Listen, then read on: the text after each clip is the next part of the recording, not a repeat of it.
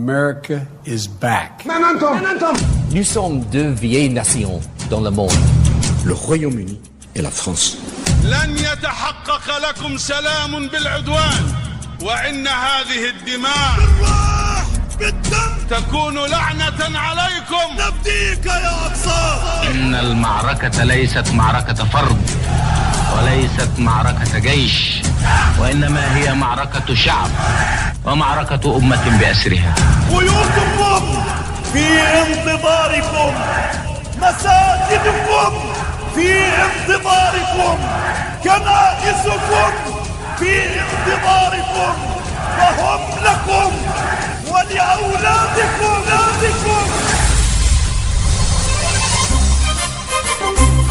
Vous écoutez l'Histoire en marche, un programme réalisé par Jalil Lakhdar, coordonné par Sami Hahel et Mariam Abdou pour vous accompagner au micro. Au lendemain de l'assassinat par ce qui est qualifié d'Israël du numéro 2 du Hamas, Salah al-Arouri, le chef du Hezbollah, a prononcé un discours durant lequel il promettait une revanche. Hassan Nasrallah a par là même réitéré la stratégie de son parti consistant à poursuivre un engagement militaire. Le crime de mardi est un crime majeur et dangereux qui ne peut être toléré. Il n'y a pas grand-chose à dire à ce sujet. Comme nous l'avons dit dans la déclaration du Hezbollah mardi, ce crime dangereux ne restera pas sans réponse ni impunité. 2 jours plus tard, dans un discours ultérieur, Nasrallah a longuement évoqué les résultats de la campagne militaire menée par le Hezbollah contre l'entité d'occupation au cours des 3 derniers mois, rappelant que 670 attaques avaient été lancées et que 494 cibles israéliennes importantes, dira-t-il, avaient été frappées près de la frontière libanaise, dont des dizaines de colonies, de bases militaires, de radars et de stations de surveillance. Avec nous en ligne à partir de Beyrouth, Monsieur Hossein Haj Hassan. Merci d'accepter notre invitation. Vous avez été ministre et député. Vous êtes membre du bureau politique du Hezbollah. Monsieur Hossein Haj Hassan, le 3 novembre dernier, Hassan Nasrallah a prononcé son premier discours depuis le début de la guerre, dans lequel il a défini l'engagement de son parti comme une intervention militaire mesurée, dira-t-il, et a mis en garde Israël contre toute escalade ou attaque majeure contre le Liban. Depuis, les tensions se sont accrues, les conditions du Hezbollah sont liées à l'arrêt des bombardements de Gaza et l'évacuation des troupes d'occupation du territoire palestinien. Il faut toujours mettre en cause la question essentielle dans la région arabe du Moyen-Orient, c'est que l'origine de toutes les tensions, de tous les dangers, c'est l'occupation israélienne en Palestine et l'oppression du peuple palestinien, l'occupation israélienne au Liban, dans ce qui reste du territoire libanais, les dangers israéliens sur toute la région, le nazisme nouveau de l'État hébreu israélien. Donc le danger vient de là. Tout le monde voit ce qui se passe à Gaza et à Dafa Gharbia, les tueries quotidiennes des enfants et des femmes, les dangers et les menaces israéliennes de déplacer les Palestiniens de Gaza et de la banque ouest, ce sont les dangers essentiels. Le monde, malheureusement, discute les répercussions des dangers. Oui. C'est-à-dire, il discute les réactions des peuples de la région, les réactions qui se manifestent dans la résistance, et il ne discute pas ce monde, malheureusement, pas tout le monde. L'Algérie n'est pas parmi ces États, et le peuple algérien y compris. Il y a beaucoup de gouvernements et de peuples qui soutiennent la cause palestinienne, mais d'autres, malheureusement, qui sont les plus forts dans le monde, les États-Unis, la Bretagne, la France, l'Allemagne, ils soutiennent l'occupation israélienne, ils soutiennent les massacres israéliens. Donc, ce que nous attendons de toutes les diplomaties, c'est l'arrêt de la tuerie quotidienne à Gaza et l'arrêt des massacres des enfants et des femmes et des gens à Gaza, l'arrêt du projet israélien de déplacer les Palestiniens de la banque ouest et de Gaza, l'arrêt de la menace de la mosquée Al-Aqsa, l'arrêt de l'apartheid en Israël et aussi la fin de l'occupation israélienne des territoires libanais et la menace contre les Libanais et les autres peuples de la région. C'est comme ça qu'on doit discuter les questions et non pas qu'est-ce qu'on va faire avec les répercussions. C'est ça. Monsieur Hossein Haj Hassan, dans un récent discours, Hassan Nasrallah prévient que si, je le cite, que si Israël attaque le Liban, le Hezbollah combattra sans retenue. Est-ce dire que pour l'instant il s'agit de retenir des unités de l'armée d'occupation et entretenir la pression? Dans tous les cas, c'est le cas de toutes les résistances. Si on va être menacé et attaqué, qu'est-ce qu'on doit faire? Résigner? Qu'est-ce qu'on doit faire? Se soumettre? C'est pas la question essentielle de l'humanité. L'ONU et les droits de l'homme donnent à tous les peuples de résister, à tous les peuples de combattre pour défendre soi-même et non pas à résigner. Non, jamais. Ce qui a changé et que Israël et les États-Unis n'arrivent pas à comprendre, y compris la Bretagne et la France et l'Allemagne, ce qui a changé dans la région, c'est qu'il y a maintenant des résistances, des peuples qui sont prêts à se défendre, qui sont prêts à combattre, à arracher leurs droits des occupants.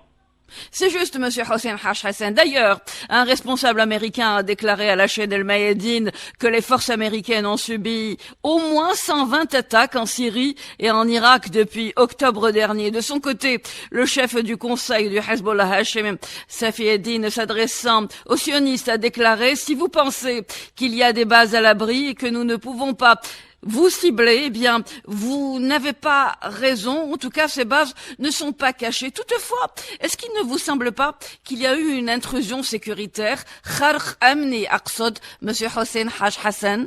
Qui a donné la raison aux États-Unis de faire des bases en Syrie? Qui a donné? Le gouvernement syrien, le peuple syrien. Les Américains sont occupants en Syrie. L'Assemblée nationale irakienne a pris une décision que l'armée américaine doit quitter l'Irak. Le Premier ministre irakien a dit clairement qu'il va mettre en œuvre les procédures que l'armée américaine quitte l'Irak. Qui a donné le droit aux Américains de tuer des dirigeants de Al-Hashd al-Sha'bi ou bien des combattants de Al-Hashd al-Sha'bi? Qui a donné ça? Même le gouvernement irakien a riposté, a dit ils n'ont pas le droit. Tout le peuple irakien a dit la même chose. Donc, la même chose. Les Américains et la Bretagne et la France et l'Allemagne doivent comprendre qu'il y a des peuples ici. Il n'y a pas des gens de deuxième classe ou de troisième classe ou de quatrième classe. Il y a des gens qui sont les habitants de cette région depuis des milliers d'années, qui ont le droit à la terre, qui ont le droit à l'eau, qui ont le droit à la richesse, qui ont le droit à toute l'histoire, à tout l'avenir, et non pas les Israéliens, les occupants et les occupations diverses qui sont dans la région. Je dois vous dire que dans la route de la résistance, dans l'histoire de la résistance, nous avons toujours eu des dirigeants, des grands leaders qui ont été ciblés par l'armée terroriste israélienne et jamais, jamais, jamais la résistance ne sera affaiblie par le martyre des combattants ou des dirigeants. Au contraire, la résistance deviendra plus forte, plus déterminée, que ce soit en Palestine, que ce soit au Liban, que ce soit en Irak, que ce soit au Yémen,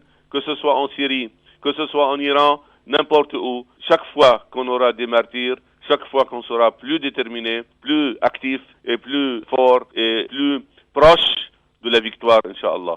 En réponse à ces ciblages, le Hezbollah a ciblé de son côté avec plusieurs drones d'attaque le quartier général du commandement nord de l'armée d'occupation dans la région nord de la ville occupée de Safed. Monsieur Hossein Haj Hassan, aujourd'hui, même si l'on ne doit pas parler des conséquences, mais de la cause qui est l'occupation de la Palestine occupée et des territoires dans le sud du Liban, est-ce qu'il vous semble aujourd'hui qu'il y a un soutien tacite de certains pays ou de la dite communauté internationale à cette occupation sioniste?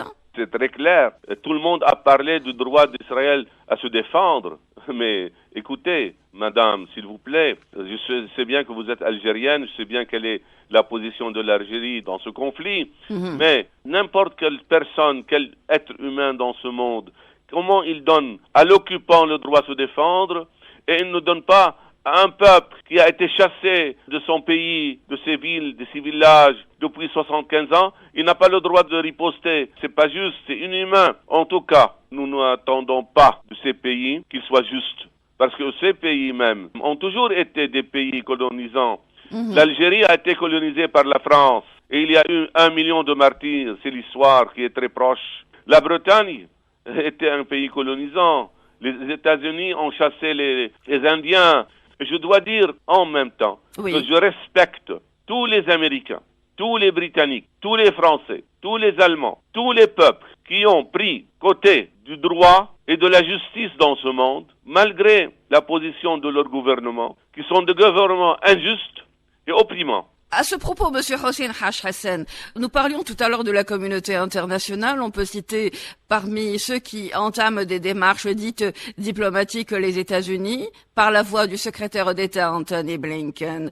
Le secrétaire d'État Anthony Blinken a rencontré des dirigeants arabes, ou en tout cas des pays arabes. Je mets entre parenthèses que 96 accusés américains sont impliqués dans l'assassinat de Qassem Soleimani. C'est ce qui a été révélé par le secrétaire du comité des droits de l'homme du pouvoir judiciaire iranien, Kazem Garibabadi. 96 accusés américains. Comment peut-on, dans ces conditions, Monsieur Hossein Haj Hassan, parler encore de dialogue ou d'initiative politique? Écoutez, quand on parle de la communauté internationale, il y a 160 pays qui ont voté pour l'arrêt de la guerre israélienne à Gaza. Il n'y a pas de communauté internationale libre. La communauté internationale dont on parle parfois, c'est la communauté internationale des armées américaines, britanniques, françaises et allemandes. La communauté internationale dont on parle parfois opprime l'opinion internationale qui est la plus vaste, des pays qui ont voté sur l'arrêt de la guerre. En même temps, vous avez certainement entendu les responsables terroriste israélien attaquer le secrétaire général de l'ONU parce qu'il a parlé, je crois qu'il était neutre, il n'était pas pro-palestinien. Absolument. Il n'était pas pro-palestinien, il a parlé d'une façon neutre, d'une façon, si vous voulez, scientifique et logique. Malgré ça, ils n'ont pas pu supporter ces déclarations. Donc, la communauté internationale est enlevée, elle est violée par les États-Unis et ses alliés. C'est quelques alliés de l'Occident. Nous respectons la communauté internationale quand elle est juste. Je ne veux pas dire quand elle est avec nous, qu'elle soit juste seulement, qu'elle soit raisonnable, qu'elle soit rationnelle, qu'elle soit légitime. Donc, c'est clair que les États-Unis est pro-israélienne. Israël, pour les États-Unis, c'est une base militaire. C'est une porte-avions sur la terre. Elle n'est pas plus que ça. C'est pourquoi elle est couverte par les vétos américains à l'ONU, au Conseil de sécurité. Elle est couverte par l'argent, par les armées. Écoutez, c'est vraiment ridicule quand les États-Unis parlent ou demandent d'Israël de minimiser la tuerie des civils à Gaza. Oui. C'est ridicule. Comment vous demandez de minimiser la tuerie des civils à Gaza et en même temps vous donnez des armes, des bombes à 2000 pounds, 2000 pounds, et vous envoyez des centaines de navires et d'avions pleins de munitions et pleins d'armes. C'est ridicule. Monsieur Hossein Haj Hassan, le Premier ministre libanais Naguib Mikati a annoncé qu'une solution diplomatique est en cours ou en gestation et a précisé les conditions de Beyrouth dans un entretien accordé à la chaîne américaine, justement, Al-Hurra, dont la fin de l'agression de l'armée sioniste. Est-ce qu'il y a des consultations entre le Hezbollah, je vous pose la question, et le Premier ministre libanais en ce sens? Est-ce que aujourd'hui l'on peut parler d'un consensus libanais à ce sujet? Ce qui nous concerne comme Hezbollah, il n'y a pas de discussion en ce qui concerne le Liban avant l'arrêt de la guerre à Gaza. En ce qui concerne le Hezbollah, le Premier ministre libanais prend sa fonction en tant que Premier ministre. En tant que résistance du Hezbollah, nous avons déclaré très clairement que le Hezbollah n'est pas concerné à n'importe quelle discussion avant l'arrêt de la tuerie à Gaza. Que répondez-vous aux différents émissaires qui disent craindre un élargissement des zones de tension dans la région? Je crois très bien que ceux qui disent qu'ils sont concernés de ne pas, le conflit actuel ne soit pas élargi, ils doivent arrêter la guerre à Gaza et non pas discuter les répercussions. Ils doivent discuter l'origine de tout ce qui se passe dans cette région depuis 75 ans, c'est l'occupation israélienne. Et de ce qui se passe depuis plus que 95 jours, c'est la tuerie et la guerre et l'élimination massive des gens, la tuerie massive des gens qui se passe à Gaza et qui se passe à la banque ouest et qui se passe à Palestine. C'est une épuration ethnique. Elle est claire. Elle est claire, c'est absolument. pas nous qui disons ça. Ce sont les responsables sionistes et nazistes israéliens. Monsieur Hossein Haj Hassan, merci infiniment d'avoir été avec nous et de nous avoir accordé de votre temps. Merci beaucoup. C'est moi qui dois vous remercier en tant que peuple, gouvernement, radio algérienne. Vous êtes le pays de millions de martyrs et vous savez ce que c'est l'occupation et ce que c'est la résistance. Shukran. Merci infiniment, monsieur Hossein Haj. Merci infiniment. Merci à vous. Hossein Haj Hassan a été ministre et député. Il est membre du bureau politique du Hezbollah et il était avec nous à partir de Beyrouth.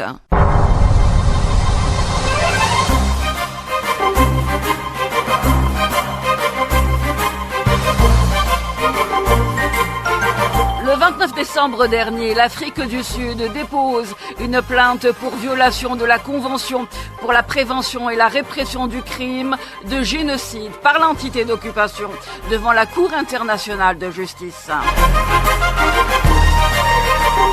Les audiences ont débuté ce jeudi à La Haye devant la plus haute cour des Nations Unies. L'Afrique du Sud demande de prendre des mesures conservatoires pour arrêter les crimes en cours dans les territoires palestiniens. Pretoria, par la voix de son ministre de la Justice, invoque les droits et les obligations de l'Afrique du Sud. Aucune attaque armée sur le territoire d'un État, aussi grave soit-elle, même une attaque impliquant des atrocités criminelles, ne peut justifier les violations de la Convention, que ce soit sur le plan du droit ou de la morale. La réponse d'Israël à l'attaque du 7 octobre 2023 a franchi cette ligne et donné lieu aux violations de la Convention. Avec nous en ligne, à partir de Londres, monsieur William Chabas, merci d'accepter notre invitation. Vous êtes professeur en droit pénal international. Vous avez été président de la commission d'enquête de l'ONU sur l'offensive israélienne sur la bande de Reza en août 2014. Monsieur William Chabas, quelles sont les chances de voir aboutir la requête de l'Afrique du Sud? Ce qu'il faut comprendre, c'est que nous sommes vraiment, c'est la première étape dans une procédure qui peut durer plusieurs années. Ici, tout ce qui se passe, c'est que la Cour doit entendre les parties et se prononcer sur une demande de mesures provisoires. Le standard de preuve n'est pas très élevé et, à mon avis, l'Afrique du Sud va réussir à obtenir une ordonnance contre Israël concernant le conflit à Gaza. L'Afrique du Sud, à travers son collectif présent à La Haye, a fait preuve de démonstration avec vidéos et photographies à l'appui. Quelles seraient les conséquences de ces démonstrations, monsieur William Chabas? Tout ce que l'Afrique du Sud doit démontrer, c'est qu'il y a une preuve acceptable, pas hors de tout doute raisonnable, mais simplement plausible. C'est ce que la Cour va demander et d'après moi, l'Afrique du Sud a déjà rencontré ce fardeau de preuves devant la Cour. Mais c'est l'effet, effectivement, de la présentation qu'elle est en train de faire actuellement devant la Cour de La Haye. Monsieur William Chabas, vous avez évoqué une ordonnance d'urgence. Qu'est-ce que cette dernière peut impliquer? Mais l'ordonnance, enfin, peut impliquer plusieurs choses. L'Afrique du Sud a présenté une liste de demandes, en commençant avec une demande de cesser le feu et d'un arrêt total de l'intervention militaire à Gaza. Ce qui est plus probable, c'est que l'Afrique du Sud va réussir avec certaines de ces demandes, y compris, par exemple, des tentatives d'arrêt de la propagande haineuse à l'intérieur d'Israël. Bien sûr, un engagement de ne pas commettre le génocide, vraisemblablement une demande de permettre un accès libre aux médicaments, à l'eau potable, à l'électricité, etc.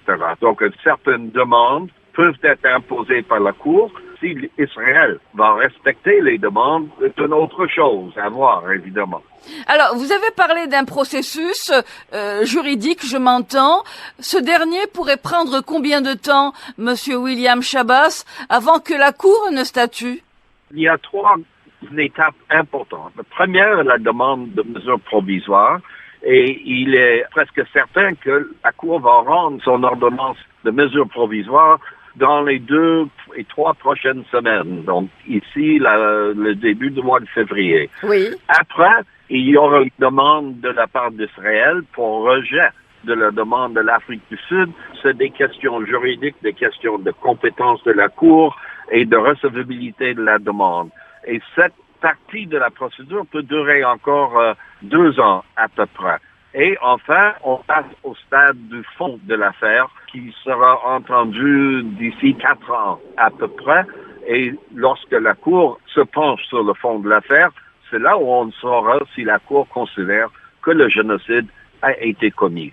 Monsieur William Schabas, je rappelle que vous êtes professeur de droit pénal international et des droits de l'homme. Vous avez également présidé une commission d'enquête en Palestine occupée. Monsieur William Schabas, aujourd'hui, la partie qui a déposé auprès de la Cour internationale de justice évoque un crime de génocide. Est-ce que ce dépôt de plainte va être pris en ligne de compte? Quelles sont les chances d'aboutir à un verdict positif? Je pense qu'il est trop tôt pour répondre à cette question. L'Afrique du Sud a présenté une demande relativement sommaire. C'est suffisant pour passer cette étape de l'ordonnance préliminaire. Mais le fond de l'affaire, c'est l'Afrique du Sud qui va présenter ce qu'on appelle sa mémoire, un document assez volumineux, plusieurs volumes, enfin, de documents, d'autres preuves, vidéos, etc. Et tout ceci va se passer dans les 6, 7, 8 prochains mois. Et là, on sera en mesure de donner un avis clair sur les chances de succès de l'Afrique du Sud. Je pense que ça va exiger à la Cour une certaine évolution dans sa réflexion sur le crime de génocide. La Cour a déjà rendu 2 grands arrêts en matière de génocide, mais ça remonte à 10 et 20 ans. Et puis, évidemment, le droit évolue et il est tout à fait envisageable que la Cour n'aura peut-être pas la même vision, c'est-à-dire aura une vision plus large de la portée du crime de génocide. Et tout ceci va augmenter les chances de succès de l'Afrique du Sud et bien sûr les chances d'une défaite pour Israël. Alors en parlant d'exemples, bien évidemment, vous évoquiez les 2 exemples. Il s'agit notamment des crimes commis en Bosnie-Herzégovine, ceux de Srebrenica en l'occurrence. Oui, il y a 2 affaires déjà déclarées que le massacre de Srebrenica était un crime de génocide. Mais elle a rejeté d'autres demandes de la part de la Bosnie et de la part de la Croatie concernant le génocide en adoptant une approche relativement restrictive et étroite en ce qui concerne la définition qui se trouve dans la Convention de 1948 sur le génocide. Mais avec le temps, il est possible, il y a des changements aussi de juges, certains juges prennent leur retraite, sont remplacés, que la Cour adopte une vision plus large. Et comme je vous ai dit, tout est possible devant la Cour. Je crois que l'Afrique du Sud a un bon dossier. Le dossier va paraître encore plus fort et plus convaincant lorsque l'Afrique du Sud dépose un mémoire dans l'affaire. Israël va répondre, évidemment, et donner la réponse. C'est trop difficile à prédire l'issue de l'affaire. Même si des représentants de l'ONU ont d'ores et déjà parlé d'un éventuel, ils disent éventuel génocide pour certains, d'autres parlent d'épuration ethnique, même si le discours est tout à fait génocidaire, je parle du discours des dirigeants israéliens est tout à fait génocidaire puisqu'ils parlent d'épuration, de liquidation totale du peuple palestinien. Monsieur William Schabas?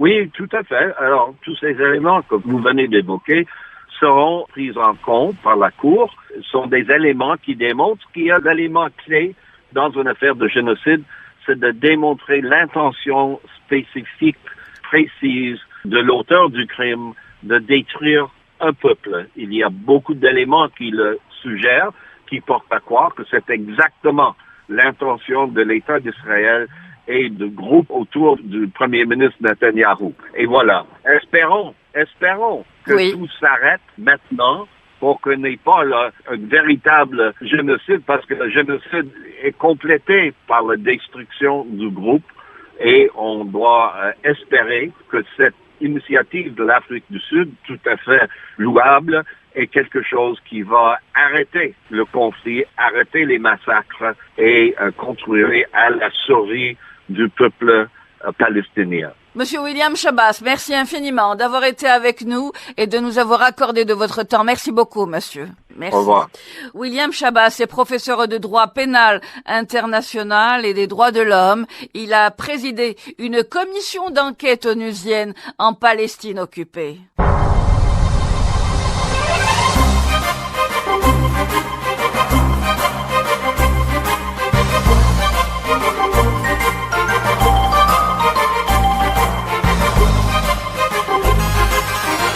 Cette guerre immorale menée par Israël a besoin de soutien politique.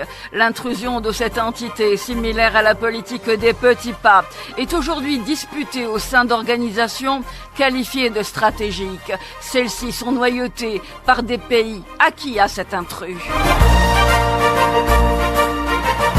Dans sa politique de prolongement inscrite dans la doctrine sioniste, des armes sont livrées à de nouveaux alliés, dont le Maroc. L'objectif principal de Rabat est de liquider la question sahraoui à travers la reconnaissance par Israël et ses alliés de la prétendue marocanité du Sahara occidental.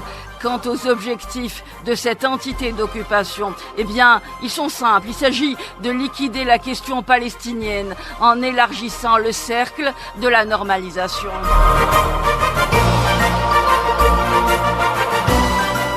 Il s'agit également d'armer certaines parties contre d'autres pour déclencher des guerres et des conflits entre les pays de la région. C'est ainsi que le Maroc a pu bénéficier de drones utilisés aveuglément pour bombarder des orpailleurs mauritaniens. Sidia Ouldah dénonce la démarche lors d'une protestation populaire à Zouirat, en Mauritanie. انطلاقا من الموقف ندين التصرفات اللي قام بها الجيش المغربي في قتل المدنيين الابرياء العزل في هذه تراب المتنازع عليها اللي ينقال لها الصحراء الغربيه. ونذكر هون بان احنا المملكه المغربيه ما تحدنا، احنا تحدنا الجمهوريه العربيه الصحراويه الديمقراطيه. ونذكر هون بان هذا اللي ينقال له المدنيين يحميهم القانون الدولي العرفي، طالبين الهيئات الانسانيه بالتحقيق فيه. ثاني امريكي هذا اللي ينقال له مفوض حقوق الانسان، عندنا ما سمعنا له نصه واحده. Avec nous en ligne à partir du sud de la Libye, Mostafa. Mostafa, merci d'accepter notre invitation. Vous êtes en contact avec les orpailleurs de cette zone, de cette région. Nous parlions de ces derniers qui ont été bombardés le 4 janvier dernier par des drones marocains. Quelles sont les informations dont vous disposez, Mostafa ? 3 véhicules des orpailleurs mauritaniens ont fait leur entrée du côté du territoire du Sahara occidental. Après quelques temps de leur entrée, un drone de l'armée marocaine a ciblé un des 3 véhicules. C'était un nombre de 3 véhicules Land Cruiser qui ont chacun environ 5 à 6 personnes à son bord, mais le véhicule qui a été ciblé a à son bord 4 occupants orpailleurs. Mais les autres véhicules qui ont un nombre de 10 personnes ont survécu à l'attaque, mais un des 3 véhicules a été détruit et ses occupants ont trouvé la mort après l'attaque. Land Cruiser restant ont fait demi-tour en direction du territoire mauritanien. Les Mauritaniens pris pour cible par le drone sont des orpailleurs, c'est de cela qu'il s'agit. Oui, ils sont des orpailleurs. D'après un proche de ces orpailleurs, les 3 véhicules qui ont fait leur entrée en territoire du Sahara occidental n'ont aucune connaissance de leur entrée. C'est une zone transfrontalière et les orpailleurs ont l'habitude d'opérer entre ces 2 frontières. Ils n'avaient pas la connaissance du lieu où ils étaient. Finalement, ils ont été surpris par une frappe d'un drone de l'armée marocaine. Ce n'est pas la première fois que des Mauritaniens ou des civils sont pris pour cible dans cette localité. On parle des Mauritaniens, mais bien évidemment, on peut également parler des Sahraouis. Cette fois-ci, l'information a été rendue publique, en tout cas très peu publique, car il s'agit de Mauritaniens. Oui, l'information a apparu parce qu'il s'agit des Mauritaniens. Mais quand il s'agit vraiment des Sahraouis, personne n'en parle. Il y a des populations sahraouis qui vivent dans cette zone et ils font face à des attaques régulières des drones marocains, que ces attaques ne sont pas du tout médiatisées. Est-ce que vous êtes entré en contact avec les familles de ces orpailleurs? J'ai parlé avec un des proches de ces familles de orpailleurs et les gens qui sont un peu dans la zone désertique, ils ne sont pas joignables, mais ils essaient de voir comment faire pour me mettre en contact direct avec les personnes qui ont survécu à l'attaque ou les proches des victimes. Précédemment, il y a de cela en tout cas quelques mois, des commerçants mauritaniens ont également été pris pour cible. Oui, surtout des nomades mauritaniens qui sont régulièrement pris pour cible dans cette zone. D'après mes informations, le gouvernement marocain a présenté ses excuses et a parlé d'un accident. Mais par contre, pour les victimes et les proches des victimes, ce n'est pas un accident, c'est une attaque bien ciblée et que voilà, l'armée marocaine, quand elle procède à ces attaques, elle n'identifie pas réellement ces cibles s'il s'agit vraiment des civils ou des personnes armées.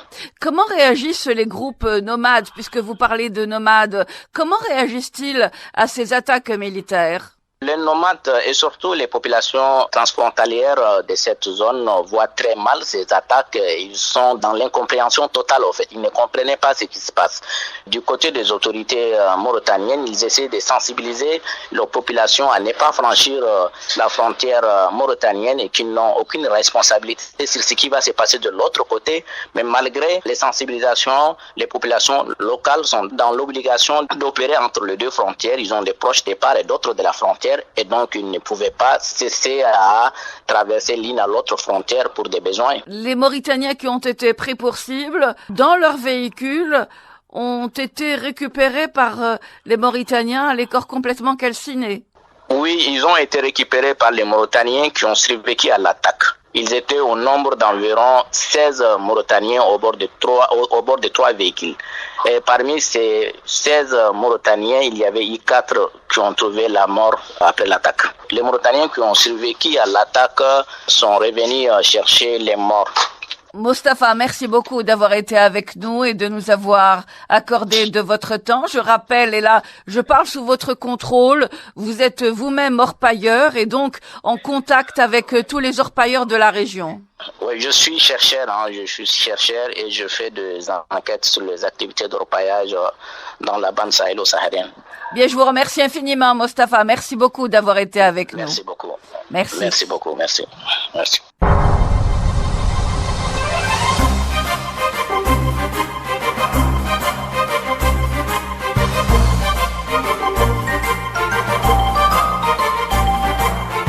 Après 10 ans de présence, conformément à la résolution 2690 et à la demande de Bamako, la MINUSMA achève son retrait du Mali. El Ghassemouane, chef de la MINUSMA au Mali, résume les raisons de ce retrait. C'est une décision que le Conseil de sécurité doit prendre. Et ce que je veux dire, et je crois que tout le monde est d'accord sur ce point, c'est que le maintien de la paix est basé sur le principe du consentement du pays hôte et qu'en l'absence de ce consentement, les opérations sont bien sûr presque impossibles. Pour autant, les 15 du Conseil de sécurité ont indiqué que l'accord de 2015 pour la paix et la réconciliation au Mali, issu du processus d'Alger, demeure central. Avec nous en ligne, Monsieur Azzedine Ziyani, merci d'accepter notre invitation. Vous avez été premier conseiller du représentant de l'ONU au Mali, Monji Hamdi. Monsieur Azzedine Ziyani, en dépit de ce retrait, les défis au Mali demeurent tout de même, et faut-il le préciser, intacts, n'est-ce pas?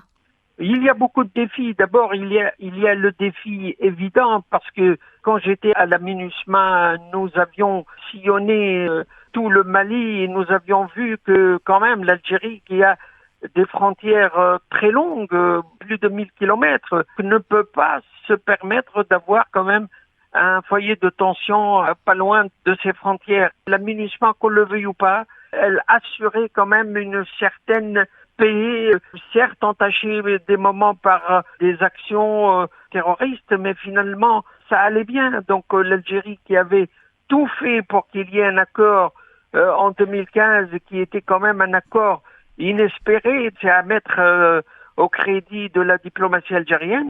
Les défis sont donc politiques et sécuritaires, ce sont des défis conjugués. Absolument, absolument.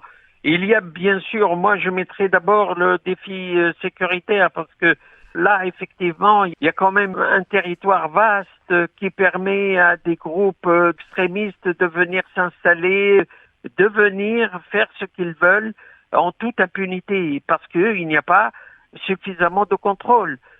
Ça, c'est la première chose. Le deuxième aspect que vous avez cité, effectivement, il y a bien entendu des données politiques qu'il faut prendre en considération.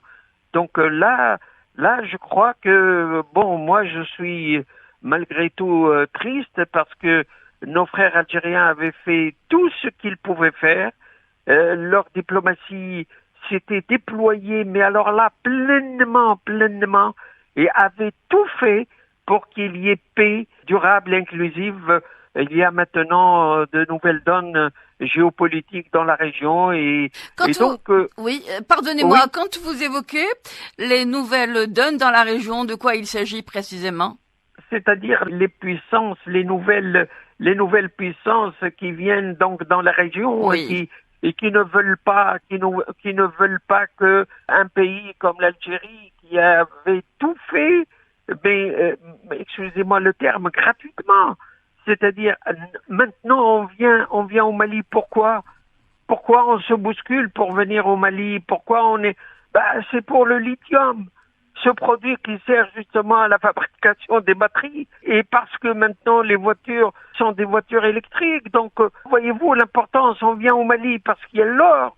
On vient au Mali, mais pour l'Algérie, il n'y avait pas, si vous voulez, cette composante profit. Il y avait juste l'aspect sécuritaire. Et elle avait fait tout pour qu'il y ait justement une paix, aussi bien pour les Maliens eux-mêmes que pour l'Algérie. Et donc là, je ne sais pas comment les choses vont évoluer. Moi, je crains vraiment que l'on permette à ces groupes terroristes de refaire peau neuve et de faire ce que nous n'aimons pas qu'il y ait ce genre de choses, ce genre d'actions à nos frontières. Vous évoquez des acteurs extérieur, ça s'apparente un peu, je parle un peu sous votre contrôle, ça s'apparente un peu à l'immixtion ou l'ingérence de certains pays dans une autre région du monde, à savoir le Soudan. Ça me semble être très similaire, Monsieur Azzedine Zayani. Oui, absolument. Ce sont ces données géopolitiques, ces nouvelles données géopolitiques qui semblent maintenant prendre le relais à toutes les autres considérations que l'on avait et qui avaient régi donc les relations internationales depuis plusieurs décennies. Et là, maintenant, les puissances intéressées jouent quand même franc jeu et donc mettent tout sur la table. Donc là, ôtez-vous que je m'y mette. Voilà, donc c'est maintenant ça la nouvelle règle. Et je crois que nos frères algériens ont compris tout ça. Il faut qu'ils rectifient quand même le tir parce que, je me rappelle, les Algériens avaient même une ambassade à Madagascar. Ils avaient partout une présence extrêmement soutenue, une présence vraiment appréciée. Vous savez, je ne vous cite que quelques pays qui sont venus s'installer dans cette région du Sahel. Vous savez, à titre d'exemple, et sans parti pris, la Turquie, qui n'avait, en 2008, n'avait que 12 ambassades en Afrique, elle a maintenant plus de 43. La dernière qu'elle vient d'ouvrir, c'est au Togo. Et sur ces 43 ambassades, il y a à peu près 30 en Afrique subsaharienne. Alors, vous comprenez donc l'intérêt, voyez-vous. Absolument. La Turquie, nous pouvons évoquer également les Émirats qui ouvrent des représentations diplomatiques partout sur le continent africain. Absolument. Et donc là, c'est l'intérêt. Et d'ailleurs, je me rappelle, moi, en 2016, quand j'étais là-bas, je vous assure que le vendredi, pour le prendre du vendredi, il venait par fax d'un pays que je ne citerai pas, d'un pays du Golfe. Et donc, l'imam n'avait qu'à lire ce qu'il avait reçu comme message. Voyez-vous, donc, ce n'est pas, et je pense que je contactais énormément, donc, beaucoup de nos frères algériens, et ils savaient tout ça, ils savaient qu'il y avait les prémices de cette mainmise étrangère, parce que, vous savez, le changement n'a pas eu lieu brusquement, c'est-à-dire il y a eu quand même des préparatifs à tout ça. Et je pense que le problème demeure toujours qu'est-ce qu'on veut faire dans telle ou telle région? Faut-il s'opposer à cette immixtion? Et comment? En s'alliant, en essayant d'appliquer des amis, des frères par ailleurs, voyez-vous. Donc là, si on n'a pas compris que l'Afrique, c'est le continent de demain, c'est le continent de l'avenir, c'est là où les jeux se font, mais d'une façon, mais alors là, terrible, c'est sans merci. La lutte va être une lutte acharnée. Beaucoup vont laisser, même ceux qui croient maintenant avoir réussi à s'implanter, ils risquent de laisser beaucoup de plumes. L'Algérie n'avait qu'un seul défi, n'avait qu'un seul intérêt, la sécurité de son territoire et la sécurité des territoires limitrophes. Toutefois, le chef des opérations de paix à l'ONU a indiqué que le maintien de la paix est handicapé par les divisions internationales, notamment au sein du Conseil de sécurité, plus divisé que préalablement. Est-ce que ceci s'est fait de façon, on va dire, un peu calculée pour créer cette politique du vide, un vide comblé par des puissances que vous citiez à l'instant?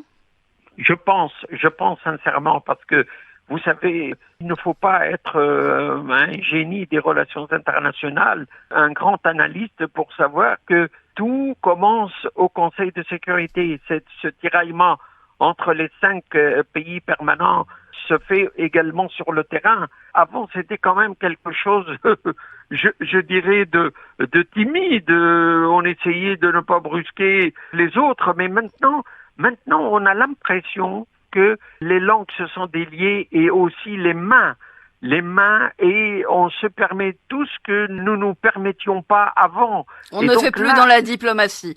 Voilà, donc là c'est carrément... D'ailleurs, je vous cite un autre exemple. Le Brésil, qui n'avait que 17 ambassades, envisage d'avoir 35. L'Inde va avoisiner le nombre de 41 ambassades en Afrique. Donc, voyez-vous, on vient de l'Inde, on vient du Brésil, on vient du Portugal, on vient de partout. Et ce ne sont plus les mêmes attentes. Moi, ce qui me fait mal, c'est que l'Algérie avait investi beaucoup, mais pour la paix. Ces gens-là viennent pour autre chose. Et je vous ai cité quelques exemples, malheureusement. Voilà, donc l'Afrique détient quand même des richesses énormes. Malheureusement, personne ne regarde les Africains, ils regardent leur sous-sol. C'est ça. Et c'est tout. C'est ça. Ces personnes qui viennent disent investir dans la paix et installent en revanche des sociétés de sécurité sous couvert du partenariat stratégique. Absolument, tout à fait. Vous avez tout à fait raison. C'est-à-dire que c'est la nouvelle donne. Ce sont les nouveaux paramètres qui annoncent malheureusement un avenir incertain pour nous. C'est pour cette raison, moi, je pense, et je le dis tout le temps, la meilleure façon, c'est de consolider les fronts internes, c'est-à-dire nos États à l'intérieur. Il faut que nous soyons solidaires. L'État ait suffisamment les moyens pour pouvoir agir quand il le faut. Et là, ça ne plaît pas à ces gens-là qui veulent faire leur loi, exercer leur pouvoir comme bon leur semble. Et donc, il faut que les peuples de la région, notamment nos peuples à nous, sachent que finalement, nous sommes dans une nouvelle transition.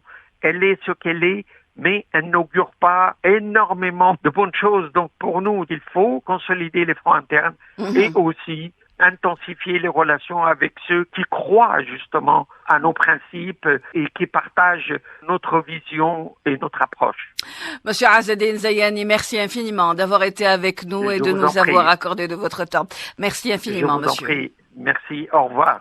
Azzedine Zayani a été premier conseiller du représentant de l'ONU au Mali, Monji Hamdi.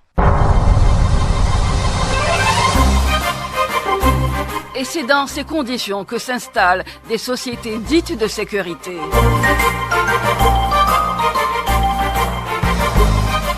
La société américaine de sécurité Bancroft Global Development est annoncée en République centrafricaine. Cette société militaire, dont le siège est à Washington, travaille principalement pour le DOS. Elle est présente en particulier en Somalie, mais aussi et selon son site web au Kenya, en Libye, en Ouganda et aux Émirats arabes unis. Joseph Schmidt, ancien chef des opérations du groupe Prince, dont Blackwater était une filiale, définit et résume le rôle de ces sociétés. Notre premier client, c'est le peuple américain.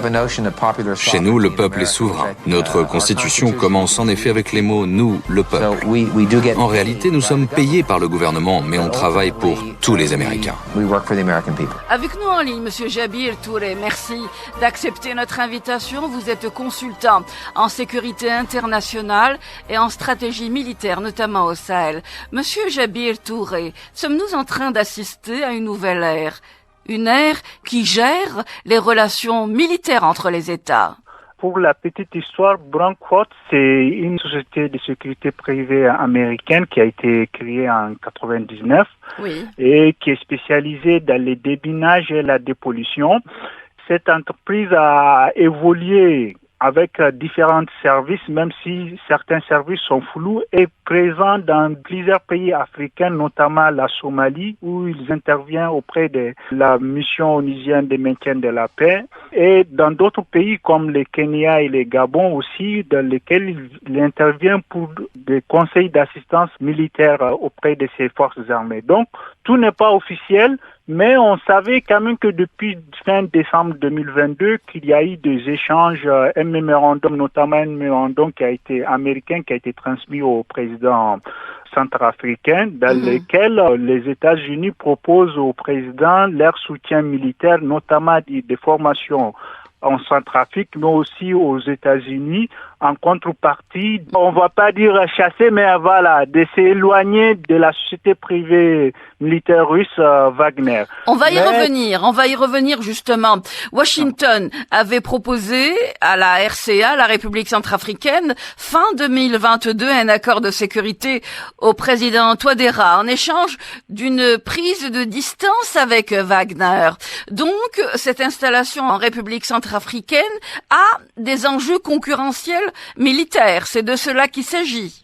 Tout à fait, parce que les Américains ont décidé cette fois-ci de ne plus jouer leur jeu ancien, c'est-à-dire rester sous les bases, on va dire, leurs principes démocratiques, droits de l'homme, etc., mais de jouer de la réelle politique, c'est-à-dire aller concurrencer les Russes et de ne pas laisser les terrains vides aux Russes. Donc, c'est ce qu'on appelle de la réelle politique.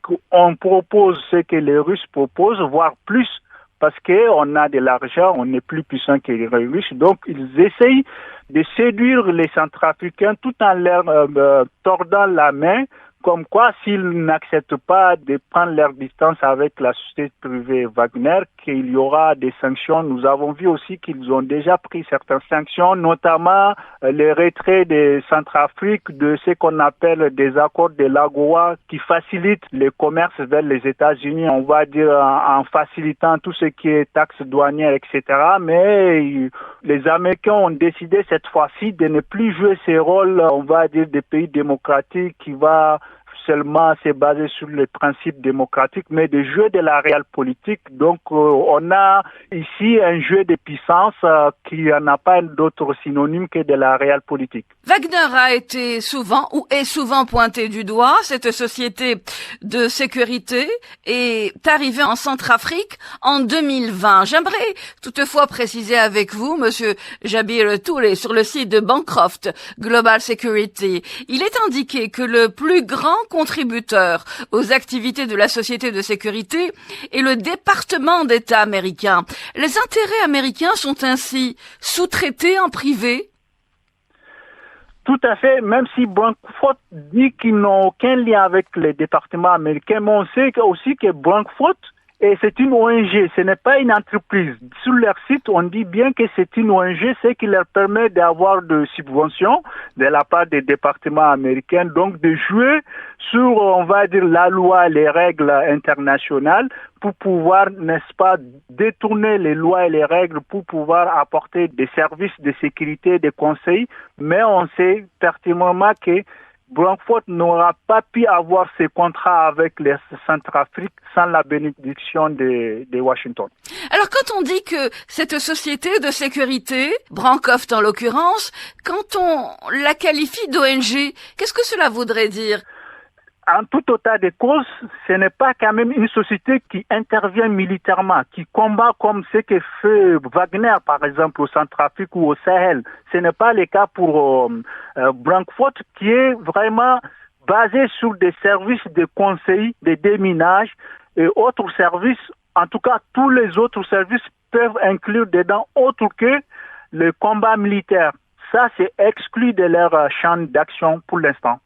Cette société, dont le siège est à Washington, est présente en Somalie, au profit entre autres de la mission de l'Union africaine en Somalie, comme vous l'indiquez en début de cet entretien, au Kenya, en Libye, en Ouganda, mais aussi aux Émirats arabes unis. Est-ce qu'il faille établir une relation de cause à effet ?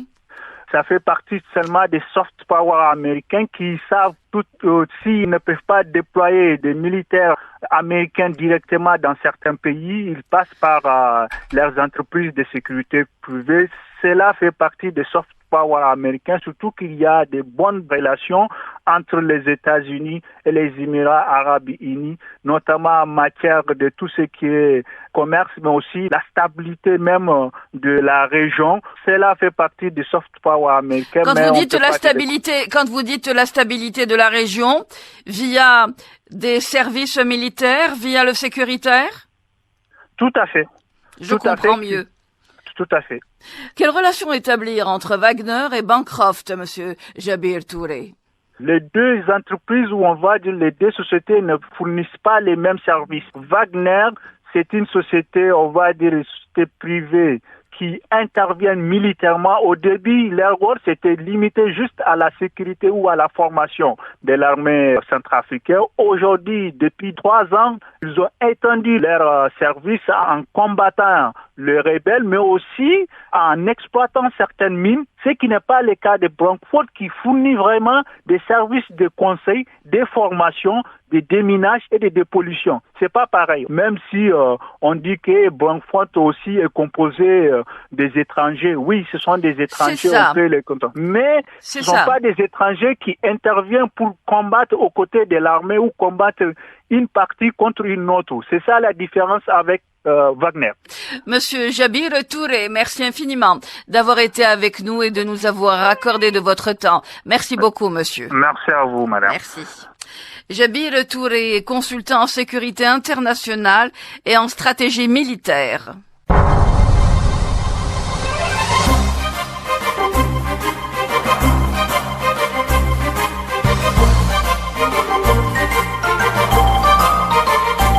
Ont participé à ce programme Hossein Haj Hassan, ancien ministre et député, membre du bureau politique du parti libanais, le Hezbollah. William Chabas, professeur de droit pénal international et des droits de l'homme, ancien président de la commission d'enquête de l'ONU sur l'offensive israélienne contre la bande de Gaza en août 2014. Azzedine Zieni, ancien premier conseiller du représentant de l'ONU au Mali, Monji Hamdi. Jabir Touré, consultant en sécurité internationale et en stratégie militaire. Histoire en marche a été réalisée par Jalil Akhdar, coordonné par Sami Haheli. Mariam Abdou vous a accompagné au micro. J'aurai le plaisir de vous retrouver jeudi prochain à partir de 16h. Merci de votre fidélité. À très bientôt, Inch'Allah.